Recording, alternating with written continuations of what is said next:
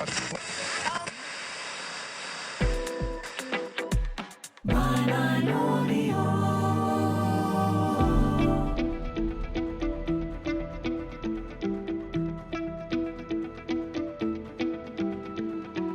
it's Friday Live with Byline Times with me, Peter Jukes. Me, Hardeep Matharu. Me, Josiah Mortimer. And we'll be covering the first 2 weeks of a new government. Yes, it's 2 weeks ago since Sir Keir Starmer walked into number 10. We've been recovering. We were at the festival, as you might have followed. And with our chief reporter, Josiah, we've been following the King's speech and what these first 2 weeks of a Labour government entail. With our editor, Hardeep, we might be talking also about how this affects Britain's standing in the world. We had a major conference of European leaders at Blenheim Palace yesterday, and also about the rule of law. Some of the things we've been talking about in our editorial. Our print edition wings its way to your local shops or to your letterbox next Wednesday or Thursday. And we'll be seeing what is the direction of Byline Times now that maybe cronyism, lying, Russian interference, insecurity, and racism isn't at the core of our government. What do we do next? But first, let's go to Josiah, who's been in Parliament for the state opening. Your first state opening, Josiah? First one in person, yeah. It was quite a bizarre experience, quite fun. I mean, we do pomp and pageantry quite well in the UK, obviously. Did you dress up? Did you wear any you have to wear a tie. You wore a tie? I do. My yeah, goodness. They got me wearing a tie. I've never seen Josiah wearing a tie. That's British conformity for you. That's right. So tell us about it. What was the day like? So you sort of rock up to Parliament and you have to get there seated in the Lords about an hour before King Charles takes his seat. Are there any ice creams or programmes for sale? No ice cream. There is cold water, tap water. So that was great. We got well looked after. But it's very strange. The House of Lords is set out a little bit like the 19th century theatre or something, because you've got these very narrow viewing galleries on the left and right, and then at the back you've got this press gallery, and that's where you see those photos of the House of Lords taken. So there are maybe about 30 odd journalists sitting there watching over the hundreds of peers who had packed it out. Also, wives of hereditary peers. I can say wives because every single hereditary peer is a man at the moment. They were there. You could tell because they have to wear golden or silver tiaras, the wives of the hereditary peers. Silver tiaras. Silver tiaras, yeah. And they were talking about the cost of living crisis. Exactly. He talked about the recent troubles with cost of living, King Charles was talking about. And also foreign dignitaries and things like that as well. Yeah, it was quite a strange thing to look down upon. And then, of course, when you see it on television, you hear the trumpet calls and see the carriage make its way. We just watched that on a screen, but then we heard the trumpet calls coming from around the corner at the back of the House of Lords, and then, of course, in walk the liverymen, and I don't know all the titles, but hereditary figureheads who come before King Charles and introduce him and walk him and the Queen in. A funny thing I always notice, well, two things actually. One is there's the Attorney General gives the speech. This is now Shabana Mahmood, and she has to walk backwards or something. That's right. But one other thing I noticed when they go back to the Commons, I think, then they debate it in the Commons, was there's quite a lot of affability between the Deputy Leader of the Labour Party, formerly Deputy Dowden of the Conservative Party, and ex-Prime Minister Sunak and Sir Keir Starmer, current Prime Minister. Does, for all the flummery and expensive symbolism and all the stuff we do well, as we know from royal weddings and things like that, does it give an aura of estrangement, or is there also a kind of intimacy, a friendliness about it? I think it's a slightly double-edged sword, actually. It's really interesting because almost every practice and performance part of the King's speech looks incredibly ridiculous, and yet most of it has a constitutional meaning. But unfortunately, because in Britain we love to shroud the Constitution in vagueness and mystery, those parts very rarely get properly explained. Give us an example, because there's the whole thing about Black Rod knocking on the door, not letting him in. What's all this about? Exactly, yeah. So the King effectively is denied entrance to the House of Commons. And of course, that goes way back to overbearing monarchs. Actually, it goes back to King Charles I, trying to assert their will over the elected house, and effectively being told, no, this is the house of the people. Of course, it wasn't back then because there wasn't universal franchise, but that is the symbolism of it, blocking and separating royalty, which was previously seen as handed down by God, God's representative on earth. Still is, actually, but, with less power. And the elected chamber, which is supposed to speak on behalf of the king's subjects. So there is important symbolism, I think. One thing that struck me looking down on all of the peers in their regalia was, this is probably the last King's speech where there's still nearly 100 hereditary peers who are sitting there voting on our laws and debating our laws, actually announced by the king in front of these people, my government will reform the House of Lords by scrapping hereditary peers. That was essentially a message to say there is some Lords reform coming on its way. But again, all that being done by the king, speaking in front of peers all dressed up in their ermine was quite a sight to behold. And then if that means the wives, because they're all wives, there's no hereditary female peers, will no longer bring their tiaras. No more tiaras. Well, that's right. They will lose their right to... it's quite interesting language, actually, because we had a lobby briefing with the Prime Minister's spokesman after all this took place, and there was a lot of questions about hereditary peers and this phase one, as Labour's sort of calling it, of Lords reform. And they said hereditary peers will lose their right to sit and debate and vote on legislation, which makes me think they're probably all going to keep their parliamentary passes indefinitely and probably enjoy the tea rooms for another couple of decades or so that they remain on this mortal coil. But yeah, there's going to be lots of probably bungs and things thrown their way to force this through, I imagine. One of the things I liked that you wrote about in your column for this month's print edition, Josiah, was about the first lobby briefing in 14 years to take place under a Labour government. And you saying how extraordinary it is that the same people who a month before were championing the Rwanda scheme were now turning completely in the other way. Tell us a bit about what that was like. Yeah, it's bizarre. And it's actually quite a contrast with the US system, for example, where a new administration comes in, instantly sacks hundreds of political appointees and brings in their own team. In the UK, even the Prime Minister's official spokesman is a civil servant who carries on between governments. So, yeah, 2 weeks before the election, we had this same person, the Prime Minister's spokesman, saying the Rwanda scheme was essential, flights were going to start shortly after the election, it was vital to clamp down on the small boats. And then change of administration, the exact same person is standing before journalists saying the Rwanda scheme was a disastrous waste of public money and, it's so important that the government scrapped it on day one. And you sort of think, I don't know, and it's just sort of not really questioned. I think maybe it's a strength, that one of the few strengths maybe of our system, that civil servants rather than political appointees give this sense of continuity, but definitely surreal to watch, yeah.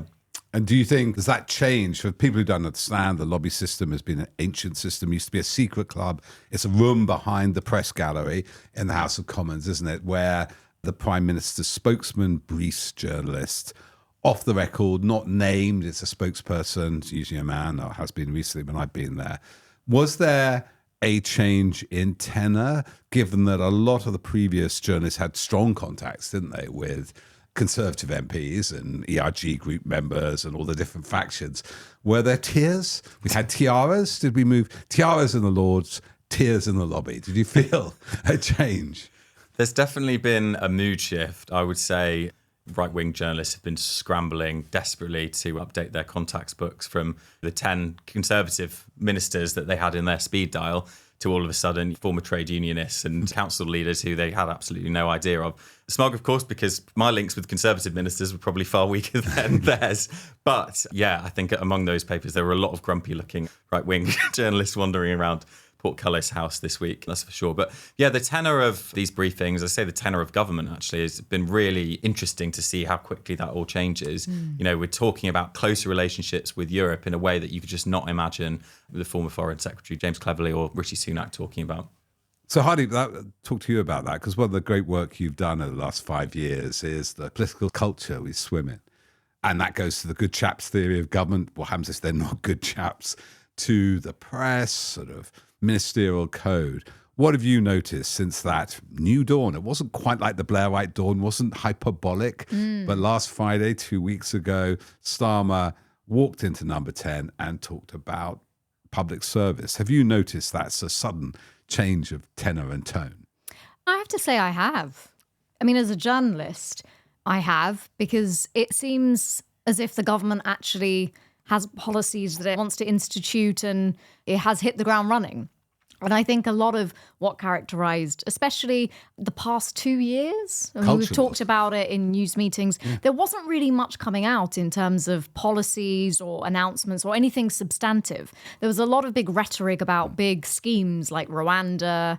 Who remembers Rishi Sunak's big speech on extremism held outside Downing Street one evening? So these big things would happen and there was no follow through. It wasn't really clear. It was mainly, it seemed, for the headlines in the Telegraph and the Times and the Daily Mail and the Express. But I have to say, as journalistically, there is a complete change in that I think there's a seriousness. Sonia Panal, in her column in the print edition, Get It in the calls it Shops. a new seriousness. Yes. And I think there is that. That tone does seem to be there. There aren't any big culture war announcements or things that just seem as flashpoints for the media. It really does seem like, the King's Speech was full of policy proposals. And then it's been quite quiet, as it should be, in that it seems like people are in Parliament and getting used to their new roles and getting on with it. And that's how it should be. It shouldn't be constant media storms about very small things that aren't of any relevance to people's lives. So I think there has been a change in tone, and I think that's a small positive step in the right direction. Before we get to the King's Speech, a lot has actually happened, hasn't it? The weird thing is, in this quiet way, legislation cancelling the Rwanda scheme, wind turbines on land, the Criminal Cases Review Commission. Obviously, we had slightly separately the COVID inquiry. Actually, in this last 2 weeks, a lot of legislation has happened, and obviously these meetings with Europe. Do you think that journalists are going to have to adapt? Because if you're at the Telegraph, there's many going on about culture wars and how you teach history. They're actually missing out on a lot of the land, the planning applications. There are all kinds of things the government can do before these bills happen. And they seem to do them without briefing in advance. They're on these huge front pages that they just seem to happen like government used to happen. I think my impression is that the newspapers are still getting their head round how to navigate a Labour government with a very significant majority that doesn't seem to want to play that game that you're describing, Peter. That's not to say that the Labour administration doesn't care at all what its relationship with the media is like, and in particular the sort of right-leaning newspapers.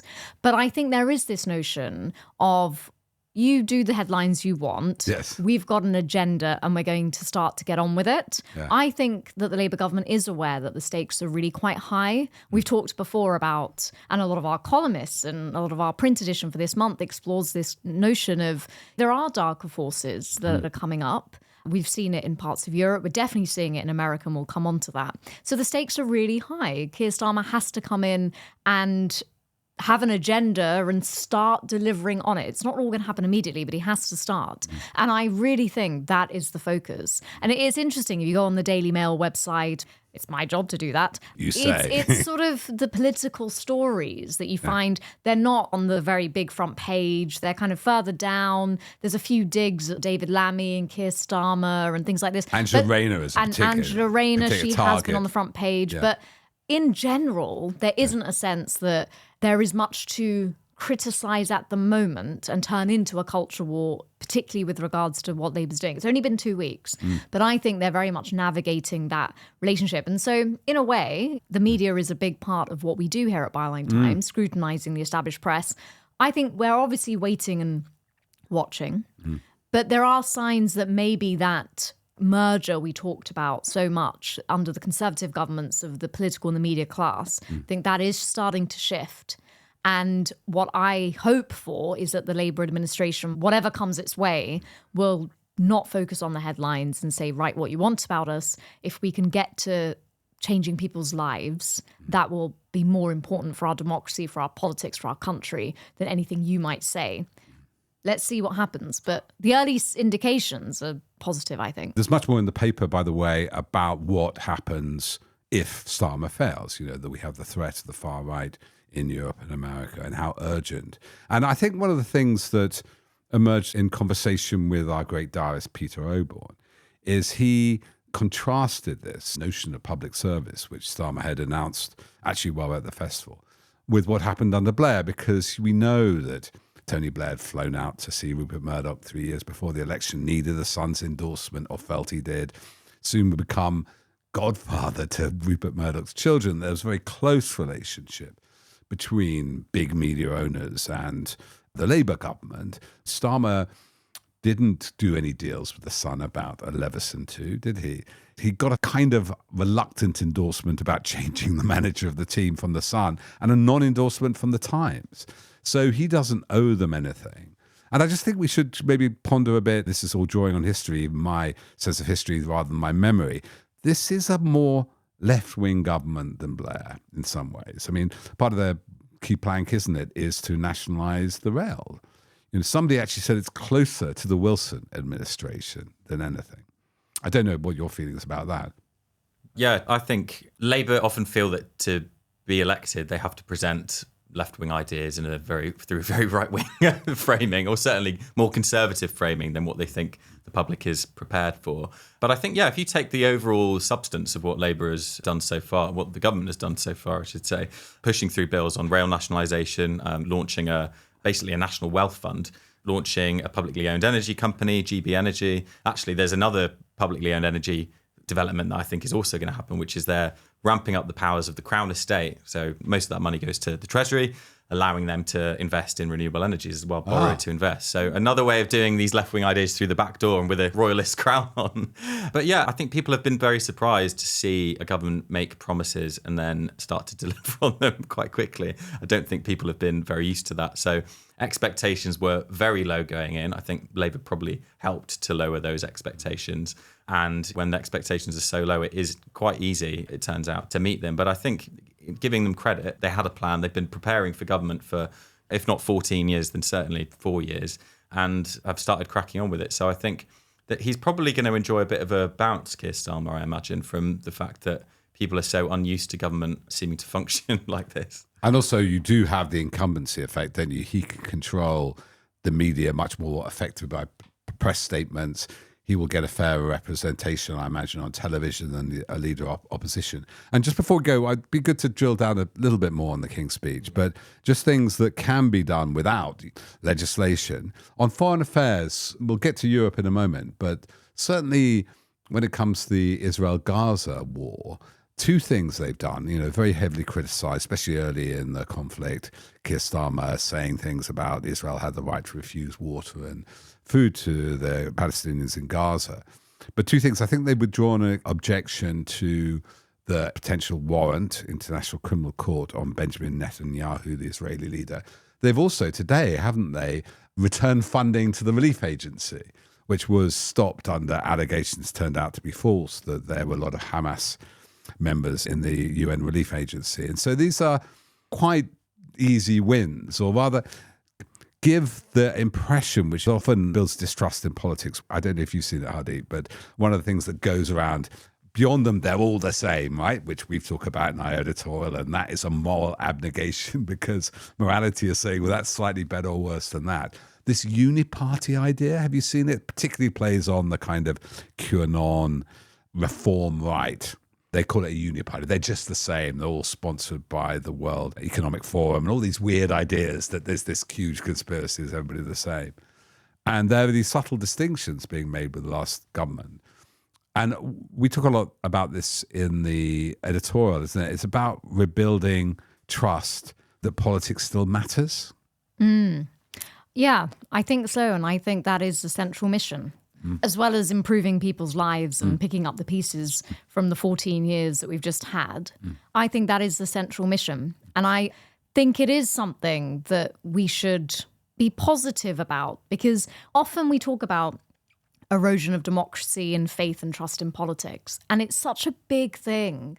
It's such a big concept to get your head around. Where do you even begin with that? And granted, there's a massive task ahead. There's no guarantee that the Starmer administration is going to succeed on that.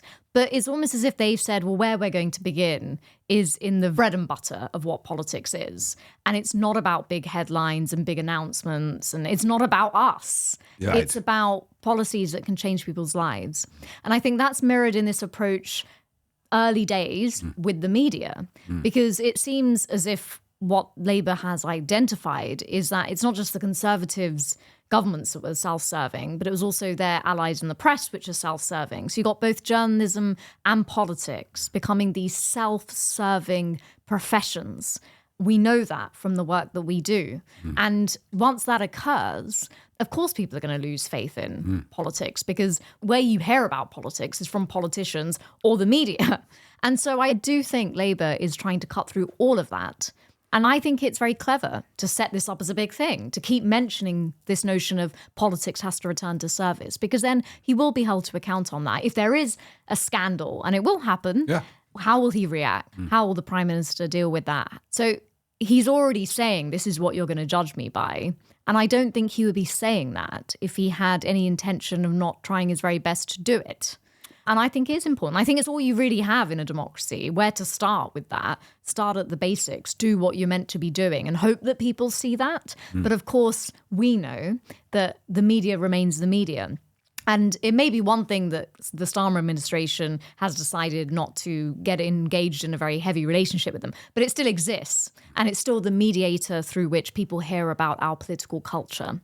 And my worry is that no matter how much the bread and butter happens of politics, you still have an ecosystem which is telling people more generally, with a nod to America and extreme movements in Europe, they're all the same.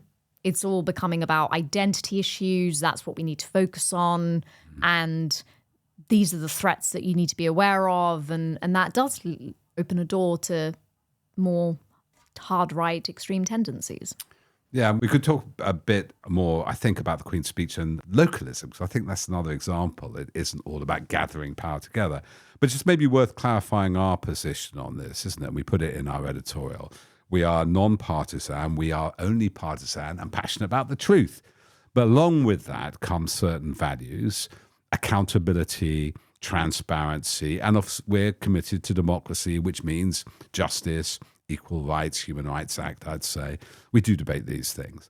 And one of the things which encouraged us, wasn't it, Hardeep, it comes out of the Hillsborough inquiry, but also the Daniel Morgan report. You might know, we worked a lot with the brother of the murdered detective, Daniel Morgan, for this 37-year-long inquiry into the murder and the police corruption around it.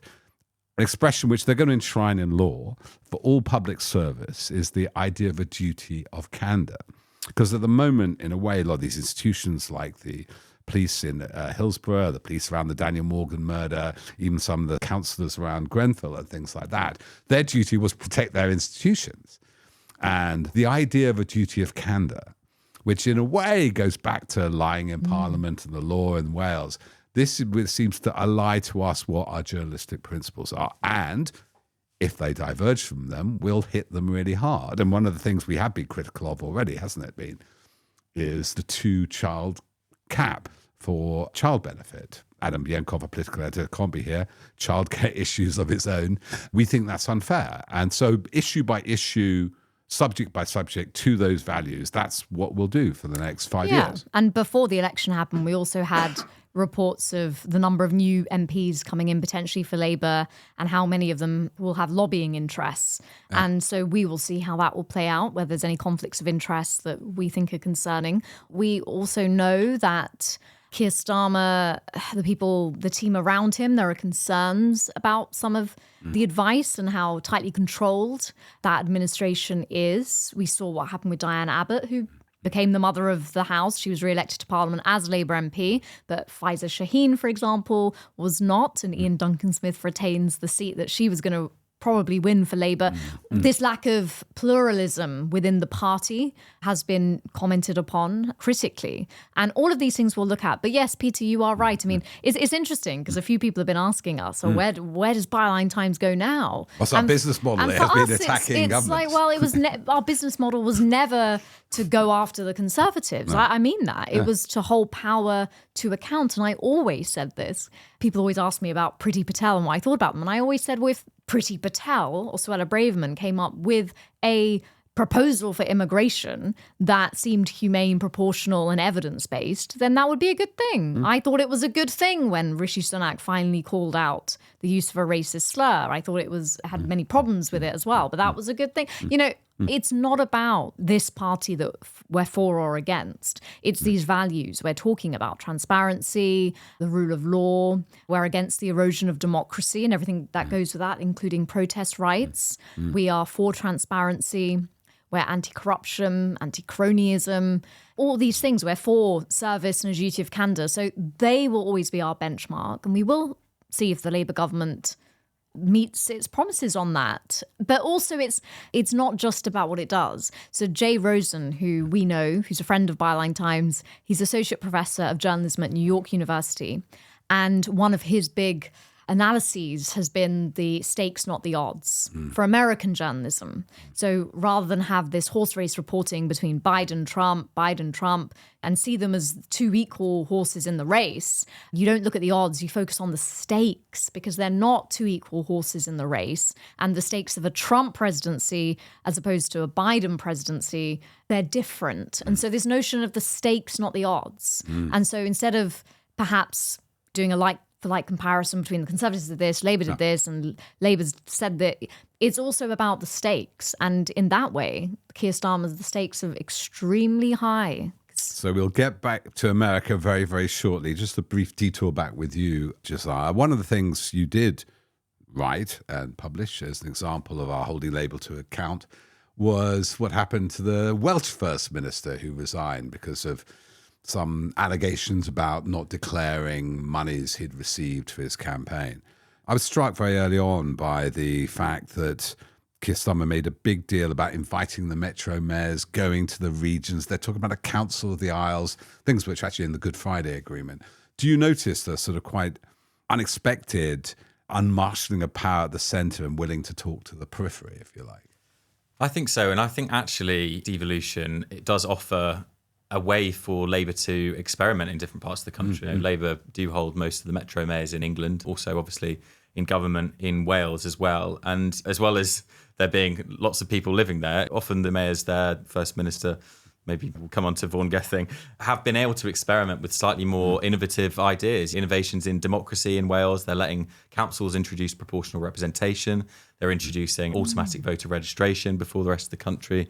Scotland, of course, under different governments has scrapped prescription charges, scrapped tuition fees, all these sorts of things. So I think in all these conversations, we have to remember we're a country of 4 nations, as well as a country with lots of different regions within it that all have different politics, different demographics, different ways of working. And I think we'll see a lot more of that, especially with the English devolution bill, which is going to make devolution local power the default, or that's the intention anyway. I didn't quite understand that. I'd like to know more about that. But it's at a practical level already. The legislation, for example, over buses. Now we have Labour saying that they're going to take the rail authority, Great British Rail, what are they going to call it? Great British Rail, yeah. GBR.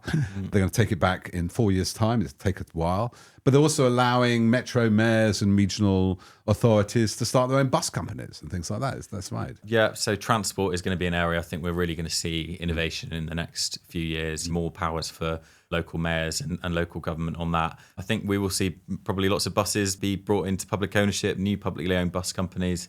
Rail's actually going to happen in a phased way. So when rail contracts end in different parts of England, the government will just, for free, essentially, bring those back into public ownership. So it's a sort of gradualist, socialist approach to nationalisation. Exactly. Still big questions over what that will look like. There's lots of weeds you can go into on the rail nationalisation plans. But big picture is, bringing rail into public ownership. And I think buses, actually, we don't often talk about buses because it's seen as a slightly less sexy transport topic. Boris Johnson used to talk about buses, but not in the way we'd like. But there'd be lies on the side of them, or he'd make cardboard models of them. But actually, more people take public transport on buses than anything else. Yeah, and I think partly the reason we don't talk about it very much, it's the demographic skews much poorer for buses than trains and other forms of public transport. And of course, we've got the tube in London, so we think about regional bus services in rural areas slightly less a lot of the time. But yeah, there's going to be innovations there. I think the devil will be on the detail with some of these devolution plans, but it's clear that we are one of the most centralised countries in Europe, and there's long been a push. It's become basically consensus that it's just not working and that we do need to push more powers into nations and regions. And just on English devolution, Anthony Barnett, who's this great founder of Open Democracy and Charter 88, writes for us in this edition, has always pointed out part of the sort of problems of Brexit. There is no representation for England as a kind of independent nation. So how's that going to work, the English devolution bill? Well, we'll wait and see what the legislation looks like, but there is still this English question that comes up every now and then where there's no English Parliament and Westminster speaks for the whole UK. I think, to be honest, they will probably kick that particular kind of worms down the road, to mix my metaphors. But these questions about what the future of the UK looks like, I'm sure will bubble under the surface. We probably do need to have a rethink about Britain's constitutional arrangements at some point. Potentially in a couple of years, we could end up with a pro-independence government in Wales, actually. Plaid Cymru are picking up support. If Labour's travails continue there, then that's something that's on the horizon. And of course, Northern Ireland. Sinn Féin in power effectively in Stormont in Northern Ireland and in power in the south in the Republic as well. So yeah, all of these questions are going to keep bubbling away, I think. So, Hadi, let's go to more international affairs on our route to America and what on earth is going on with Trump and Biden. But one way to get there is via Blenheim, the big conference they had. And Alexander Huhul is our front page story on the digital site, former diplomat, ambassador. She's saying that in this world where, we'll get to it, we could be abandoned by America, the Starmer could play this quite crucial role, uniting some of Europe together and its fractiousness, obviously without the EU, but we're still a leading player in NATO. NATO provides half the firepower compared to America, but combined, NATO is 50%, America's half of that, but we're the other half. Tell us about Alex's piece and what you're thinking of. There is this possibility of us stepping up on a world stage where America seems to be in retreat. Yeah, I think even before the notion that a second Trump presidency is getting, sorry, Peter, more likelier by the day. Well, we'll talk about that. It seems. Even before that, I felt that it would be expected of a new Labour government led by Keir Starmer to want to return Britain to the world stage, because there has been for many years now under the Conservative governments, and of course we had Brexit, and a very hard Brexit. And I think that's the key point, not just a Brexit, the hard form of Brexit we ended up with.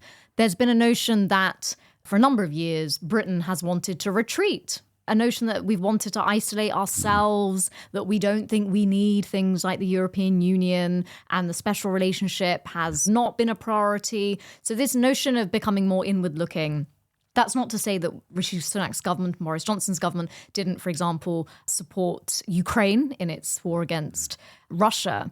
But generally the tenor has been Britain is retreating. And I always thought that the Keir Starmer government would come in and say, no, we don't have to retreat just because we've left the EU. We can start building those alliances again outside of the EU. And indeed, this summit, it was for European Union member states, but it was also for many other aligned nations. And Turkey was there, Scandinavian countries.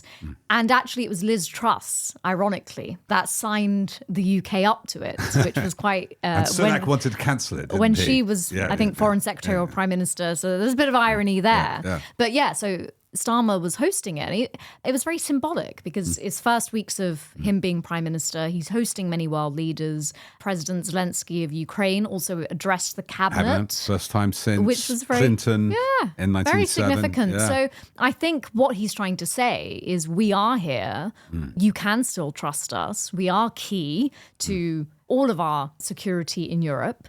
And that has been important, I think, because the more that Britain has become inward in recent years because of Brexit, I just think the more the sense of it as a country as well has weakened. In coming back to democracy and how people feel about politics, it is good to see the leader of your country hosting lots of other world leaders and looking like a statesman. And why wouldn't we have that role? We've always done it before. So all in all, again, these are only first steps. We'll have to see how that intention develops, but the notion that Britain is back does seem to be a priority of Keir Starmer's government. And we also have a letter from Professor A.C. Grayling and our Byline supplement. The supplement is supplemental to the paper. You may be a subscriber to the paper. It doesn't mean a lot of it's free or subscribe to the supplement. Sorry, it is what it says on the tin. But he makes the point, a letter to number 10, to Keir Starmer, that we should move closer to the EU. And I suppose, Hadi, this goes back to the whole experience, and Josiah, particularly the last 8 years since Brexit. All the antipathy played by Lord Frost. You'll hear always about withdrawing from the European Court of Human Rights, set up by the British, nothing to do with the EU. But because that was seen as that's how we fight for ours, that's how we win votes. We find somebody to pick on. If it isn't migrants, let's find something nasty about Europe. It's been absurd. It's all been for those front pages, hasn't it? Well, it seems so. Yeah. And the summit was significant because Keir Starmer confirmed that under his government, we would not be withdrawing from the European Convention on Human Rights, which is incorporated into the UK law by the Human Rights Act. Very, very big moment. And he started talking about international law and the rule of law globally by recalling his studies at Leeds University. where he studied like you at law, university, studied law Yeah. and understood its international and dimension. understood where it came from. Yeah. And so, yes, it does seem that a lot of the posturing that we saw that did take place on the world stage under the Conservative governments, it was more about appealing to its own base, appealing to its Conservative membership and the Conservative press.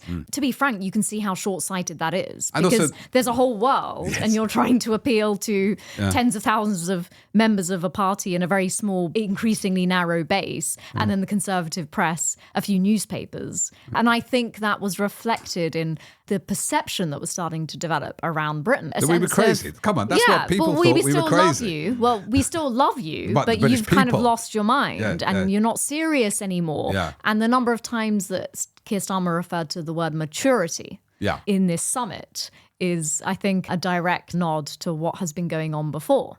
With any element of Keir Starmer worship or praise, but it was interesting, his background as a lawyer. He did save various people from the death sentence in Crown dependencies. He does have some expertise in the international rule of law, while the two, excluding Liz Truss, who was very short-lived, the expertise of the other two prime ministers we've had in the last 5 years. One has been a line columnist for The Telegraph and an editor of The Spectator, or as a hedge fund owner. So it's a slightly different skill set. But let's now turn overseas, further out west, and the alarming things going on over the Atlantic as we run to the presidential election in November, in the weekend before, as people cannot forget, of the Republican National Convention in Milwaukee, an assassination attempt on Donald Trump, which fortunately failed and seemed to nick his ear. Extraordinary scenes at the convention itself. I don't know if you watched them, Jasiah Hardy, but people putting patches on their ears in sympathy with him. Almost magical speech by Trump when it's less like that he's been saved by God, which, you know, obviously God is a registered Republican in his mind. And also British figures like Nigel Farage, Liz Truss and Boris Johnson going to touch the feet of the demigod. You feel all this, and you say, Josiah, disagree with me. You think it's over. You think Donald Trump, and obviously Europe is preparing for that, and his vice president is very anti-Ukraine, is very kind of interesting background in big tech, and I think you think it's a done deal now, don't you? What do you think, Josiah? I feel cautiously optimistic about the UK situation, which I think makes me just completely try and avoid what's going on in the US. But obviously, big rumours about Biden stepping down over the next few days, so things could change dramatically on that front. You know, I think we always underestimate how quickly things can change. Mm-hmm. We saw that when Keir Starmer took over as leader of the Labour Party, and it looks like Labour were never going to get a majority again at that point. But here we are now. Yeah, Trump, I mean, it's a strange one, isn't it? Because it's this kind of very American thing, I think, of the image that they want to project on the world stage of being strong. And you can't really think of anything that exemplifies that better than surviving an assassination attempt. Mm. So I think it's undoubted, surely, that this does boost him.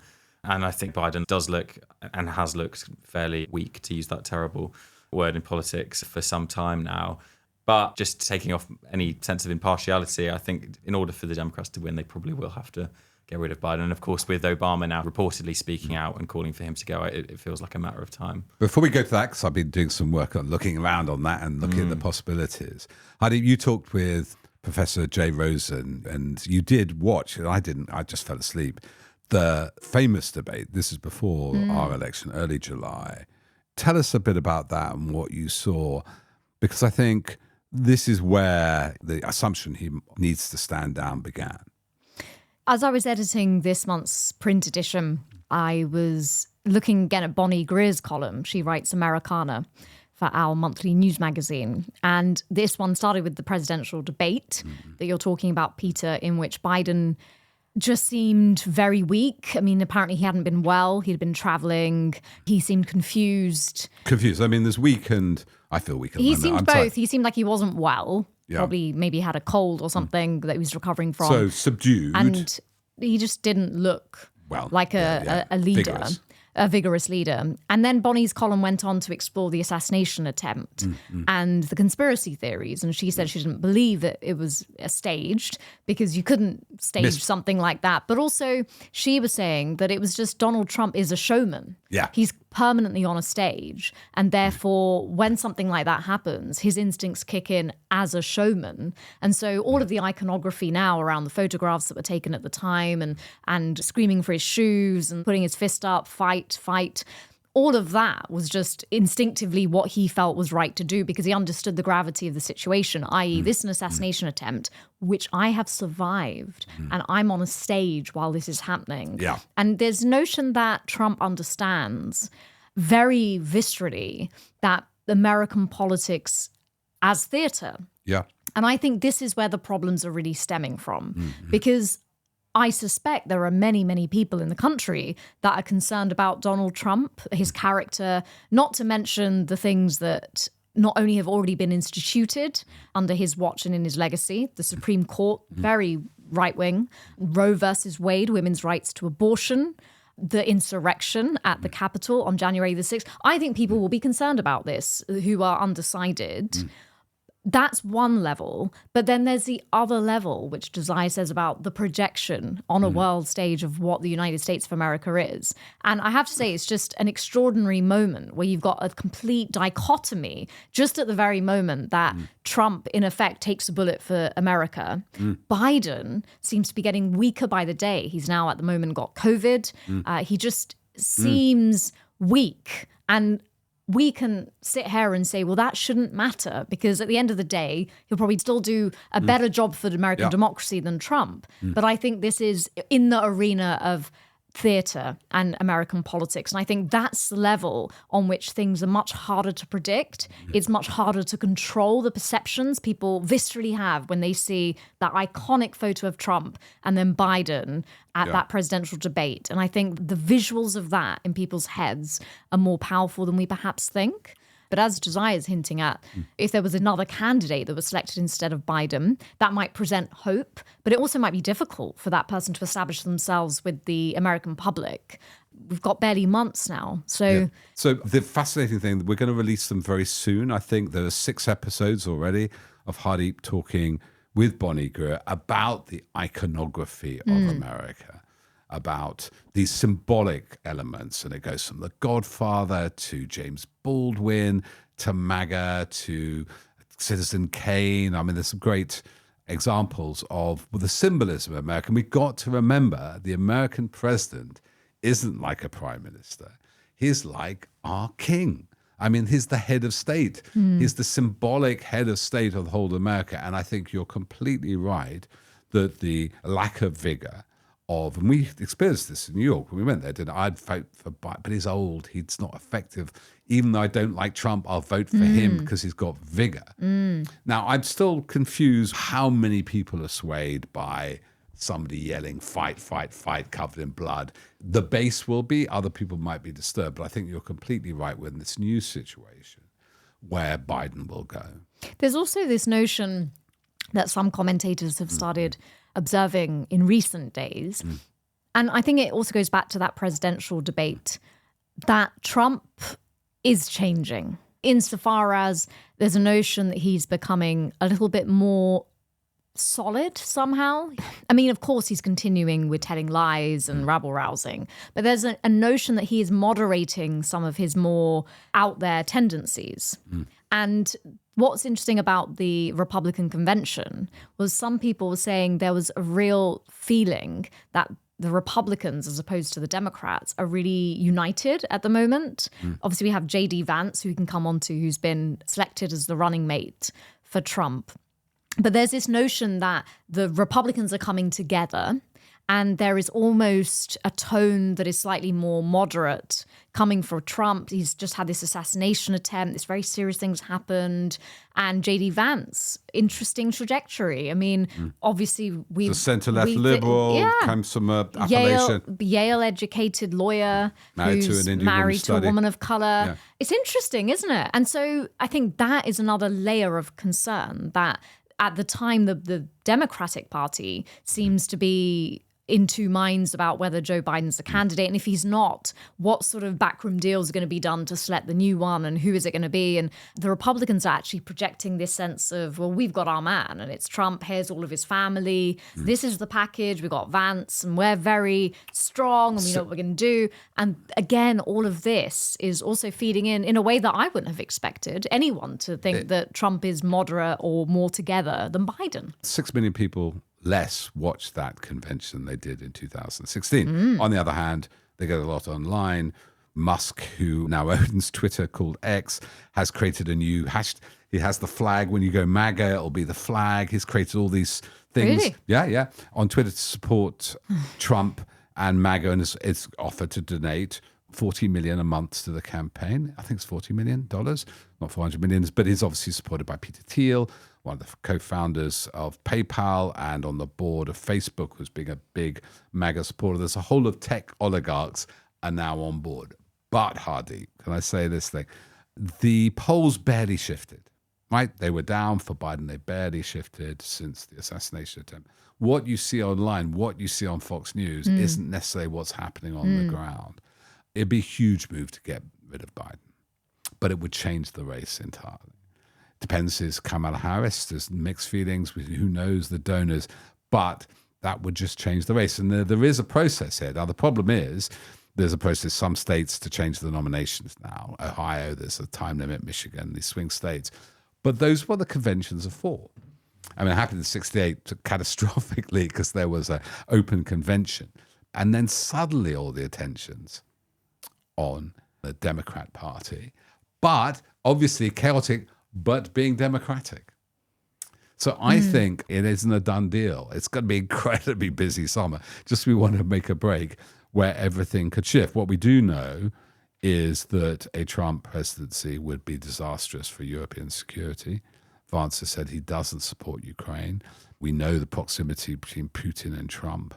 And the deals, he tried to blackmail Zelensky. That was his first impeachment in 2020-21. So just as we're resting here, but I don't think it's a done deal. That's just my... It's good to hear that, Peter. And I think, as Josiah is saying, things could shift very quickly. I mean, they did here. But I would argue here they shifted after 1 year, after 5, after 10, after 14. Yeah. And people have had enough. But Trump is a known deal, right? They did not evict him last time. But I give you an anecdote about, how do I put it?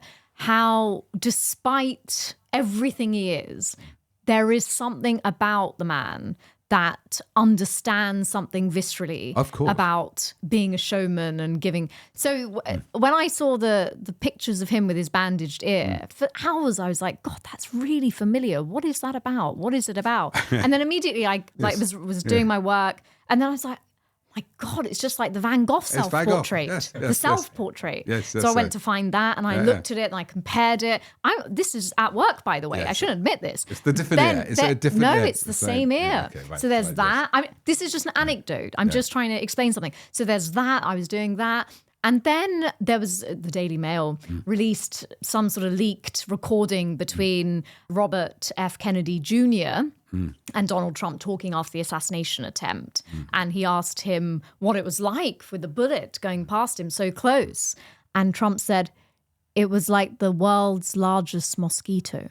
Yeah, probably. Yeah, that's right. Yeah. Why am I saying this? What I'm trying to say is these things are memorable, they're iconic, they're ridiculous and terrifying, but there is something. I mean, even I stopped in a day and started looking at Van Gogh and thought about the world's largest mosquito. It's quite funny. It's memorable. It's memorable. And this is all problematic. I completely agree with you. There is. You'll remember that, Josiah, the world's largest mosquito. We'll you will. Remember. But that doesn't mean you don't want That's why I support Trump. Exactly. It wouldn't make you want to vote for him. No, I'm not saying that. I'm just giving an anecdote of how... It's very dramatic. It's very... He's so meme-like and sort of and it's always been that character. I mean, unfortunately. To agree with you, there's a famous movie, I wish I could remember the name, but there was an evil candidate for president, and it's played by Martin Sheen. And he's going to win. At some moment, there's an assassination attempt, and he grabs a baby and shields himself with the baby, and he loses out, right? So it's exactly what you're saying. How people behave in the moment in the drama of that moment can determine an election. Can I tell you another counterfactual? Is there was a big moment when Donald Trump went to hospital with COVID. Do you remember? And we all thought he might die. And he came out after only 2 days, and all these pictures, him standing on this heroic figure. And that wasn't much before the election. It was the same year as the election. You know, he didn't win. So we'd be very careful of, because what you're saying, you think that mosquito might persuade somebody else. Not it persuades Josiah or you, but it might just scare somebody. So we shall keep an eye on this. This is something, thanks to your Americana show, because we're running out of time and we've sort of been debating, just me and Hardeep really, on this. And we both don't want Trump to win because of the rule of law and everything we're saying. But I sometimes argue against fatalism. What's your final thought on this, Josiah? I agree with all those points. I think they are making an enormous choice, but a lot of politics is vibes, isn't it? And I think as politicos, we always think politics is about policies, but many Americans will be deciding based on, as you say, this image that they want to project to the world. And at the moment, as Hardy was saying, the choice looks like it's between someone presenting as strong and as Biden, who literally has COVID and is seen as growing weaker by the day. So I imagine, and I would, I guess, hope and expect from a democratic perspective that someone does step in to fill Joe Biden's shoes. And he did look weak. I mean, that's the problem. He did look, and he'll be 88, therefore, at the time. Trump isn't that much younger, you know, and a younger candidate. Just a final thought, Hardeep. I mean, I think it's really important that we have, especially with a special relationship, relied on America as the big brother there, as the world's policeman. Every war we go to with them, well, we didn't with Vietnam, by the way, under Wilson. We didn't join them in Vietnam like we did in Iraq and Afghanistan. Is it probably a good thing that Europe thinks about how to survive without America always on? Do you think that's maybe a good thing that's coming of this anyway? Because European leaders are thinking, basically, with Trump, they're on their own. Yeah, I think it makes sense to think about it. Why wouldn't they? It doesn't look very good at all. Vance, Trump, neither of them appear keen on Ukraine, although Trump has always said this would never even have happened on my watch, the Ukraine war. Yeah, I think there is this notion of Europe coming together, even more so now, 2 years on from the full-scale invasion of Ukraine. There's Russia, but there's also, threats from China. There's also extremism bubbling up within pockets of Europe. Very interesting that the European Parliament presidency is being held by Hungary this year. It is by so Orban. It's Viktor Orban. For 6 months, I think. Very interesting dynamics there. So it does feel like they're coming together. But I mean, just to end, I guess, on a note of, you're right, Josiah, about this politics as vibes. And can I just say that I am so thankful that that seems to be ending in this country. Right. So by no stretch of the imagination am I saying America is politics by vibes and that's what they are. I hope that they go for democracy and how to protect that. And I think there are early signs that that's what we voted for here. Because as you've pointed out, Peter, actually, once you have year after year after year of your life getting worse, which millions of people in this country perceive that to be the case, and self-serving politicians that don't care about them at all, then, yeah, maybe you don't want any more of that. So I think by the day, as we see what's happening in America, how significant is it, the steps that we're taking? And of course, we are now going to inch back towards Europe, not rejoin the EU, but our alliances with our friends there. All of that is important. And I think we need to always keep perspective that we should never take for granted our democracy. And what we've had here, we've had a very normal election. There was a transfer of power. Very Rishi polite, Sunak, very polite. His first speech in Parliament was very cordial. And he was joking, Rishi Sunak, in his first as leader of the opposition. He was sort of much more human than he ever was as Prime Minister. When he was serving, what he was serving was this base of people in the Conservative Party, the membership, and the right-wing press, right? So this notion of service is really important. And I just want to end on, for me, that I talk for all of us, but I'm speaking for myself here as the editor, I don't know any Conservative journalists or politicians. Certainly never been for dinner with them or regard any of them as my friends. And I absolutely say the same thing of Labour. I don't know any. None of them are my friends. I've never socialized with them. From that perspective, I feel we're doing exactly the same job. We're not in conjunction with any of these people. We're really outside. We're going to stay outside. And that's what service is really about. It's not about you and your connections, and it's about the readers. But also, I think with both of you, and I have had the pleasure at the festival of hearing Josiah's wonderful guitar playing. It's not all just about news. It is understanding culture. And I think, America materially is better off under Biden, but for some reason they don't feel it. So it's an ideological phenomenon. And we will be now, looks like we'll have to cover a lot of that. So things will be busy for us. We've had, thanks to Sean, our brilliant producer, all on his own here. He produced all this. And he's found out the name of the movie with Martin Sheen as the president or candidate who puts a baby up.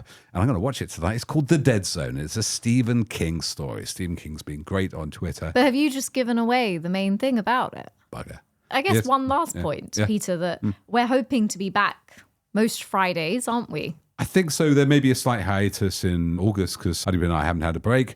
But you could have it with you two. Yeah. It used to be Friday night with Byline Times. Nighttime, we do like our evenings off. So Friday live with Byline Times. We'll keep coming back. We hope to maybe get some interviews down the line and certainly your questions. So if you want to stack them up in advance, you can at Byline TV. Sean will keep an eye open. Unfortunately, we didn't get into your questions today because we had 2 weeks to catch up on. But we hope to be back every week as we were back in the past, but a little bit more relaxed. So thank you, Josiah, for coming in on a Friday. It's so late. Thank you, Hardeep, as always. And brilliant edition. Winging Its Way to You, edited by Hardeep. And thank you for listening, and we'll see you again next week.